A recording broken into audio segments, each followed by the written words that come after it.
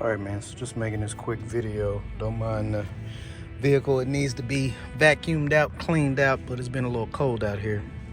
Making this video for a subscriber of mine, man. Been trying to run these ghost lights, so he wanted to know where exactly I ran my wires to.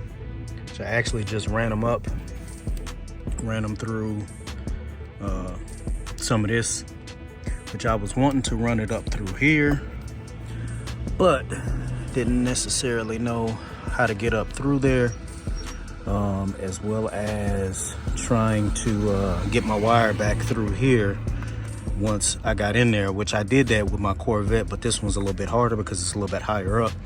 And then of course I ran my wire over here. I had a little bit of everything wired in here, but I ended up running it to my interior lights down here. So once you end up dropping this down, you'll see your positive and your negative to your wire down here. And then of course, you can wire those up and get your ghost lights hooked up that way.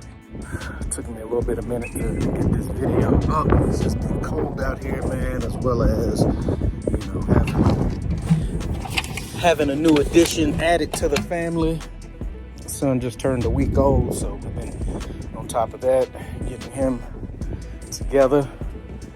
But yeah, once you run those lights to those kick panel lights, or those interior lights down there at the bottom, you should be good. You'll know if you have them right or not, because again, you won't get power if they ran any other way than positive and negative, because you only have those two wires.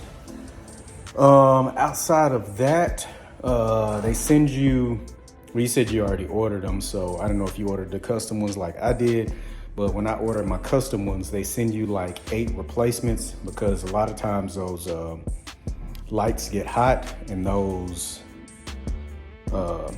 pieces of film that actually project the picture that you have made, they last maybe 3-4 months. And then they start kind of getting distorted a little bit because that plastic starts to get a little bit hot on there. So you have to change them, which I haven't changed mine in a little bit, which I need to get back up under there and change those. I've been focused on getting this done. So I've been out here working on this, getting my interior back in here, getting ready to send it to paint so I can get it painted. So this has been my main project. Still got to get my weather strip, all that stuff put back in, which I'm gonna wait until after we get it painted to get all my weather strip back in, getting a lot of these pieces off and getting them replaced.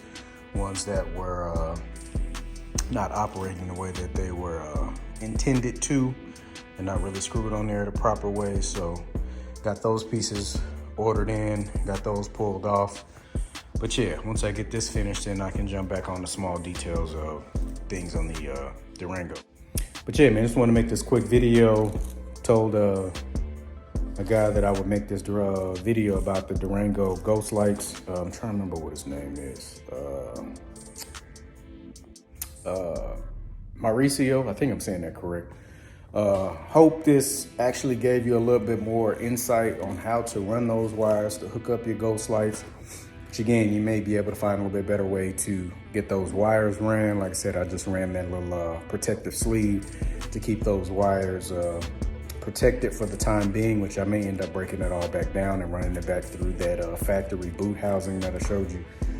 But yeah, I just ran mine to the kick panel lighting down up under there. That way those lights only come on when that light comes on, and not to any interior lighting that comes on, because of course you have in the Durango like I do, you have your interior lighting that stays on as far as like in your cup holders, in your door handles, all of those small lights that stay on in there. So I didn't want them to stay on all the time. That's why I hooked it up to those. So hopefully, man, that helped you out, man. Anybody else y'all have any questions about interior stuff that I've done with the Corvette, any other videos that I've done with the Durango, or pretty much anything that I've done with any of my cars in my videos, hit me up, man. I'll try to get y'all videos of the process that I took to help y'all's projects get easier, man. Till the next video, man. Appreciate y'all. Peace.